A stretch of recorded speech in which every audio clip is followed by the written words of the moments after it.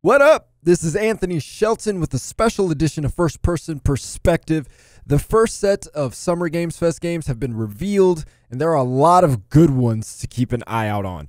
But given that this is First Person Perspective, my show, my perspective, I'm going to give you my top 5 games of the showcase. And these are based on brand new showings, not updates like Overwatch 2 or Far Cry 6 or anything like that.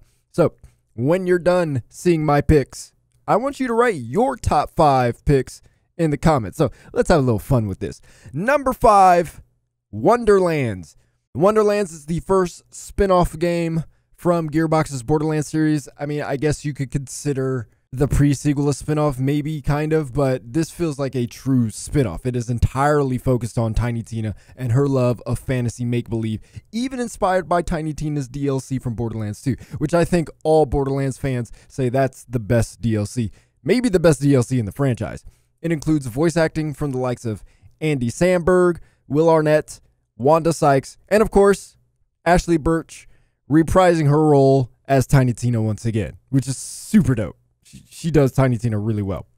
I can't say if you've never been interested in Borderlands that this is the game that will get you in, but I can also say if you've been even a little interested in Borderlands, this is probably the game that would get you in. Tiny Tina's writing tends to have lots of inspiration, so I can only expect greatness. I admit I'm a little concerned because she has an entire game based around her, and so her writing may not be consistent throughout the whole game. But, historically speaking, she's been a hit, so I'm expecting goodness.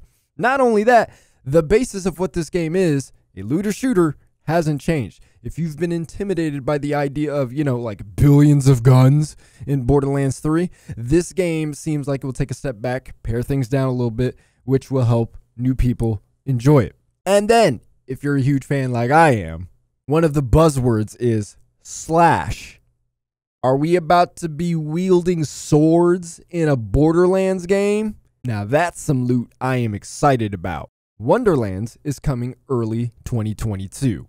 Number 4, Lost Ark. Any fantasy-based MMO that's daring enough to use hip-hop music in its trailer automatically gets my attention. Lost Ark is created by Korean developer Smilegate. It's considered an MMO, but it does have the look of a Diablo game, which, many of you have already picked up on. Either way, the scale of the game, the look of it, the fast-paced action looks like it will be appealing to someone like myself. Lost Ark features 15 classes and what's called a tripod skill system, which basically sounds like a very focused version of a skill tree, but for only one skill. So I'm intrigued to see how that turns out. Now, mind you, this game has already been out in Korea, Japan, and Russia, but I'm curious to know how that turns out for Western audiences.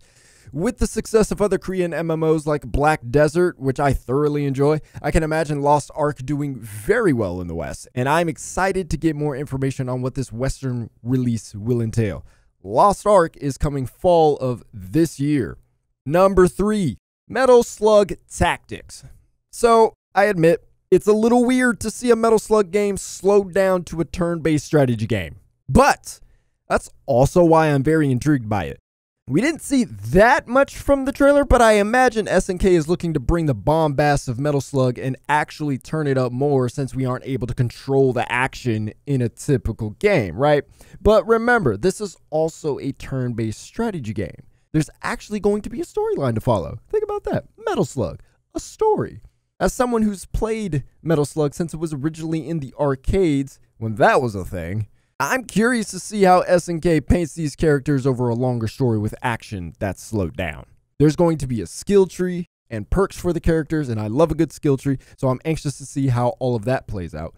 The developers also created a strategy system they say is built to make sure you're making decisions based on tactics and not memorization. There are also roguelike elements, which I need to see more of to see how that works. They didn't show a lot of that or talk about it.